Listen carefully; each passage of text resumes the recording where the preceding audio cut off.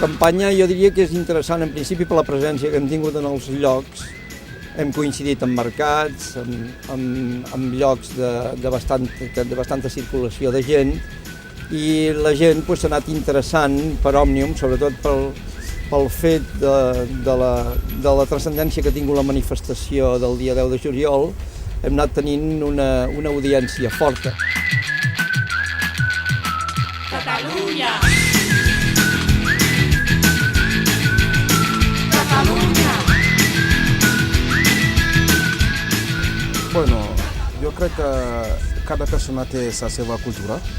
Bueno, jo m'agradaria molt també participar a la cultura catalana. Jo crec que és una manera de respectar la gent que va trobar aquí.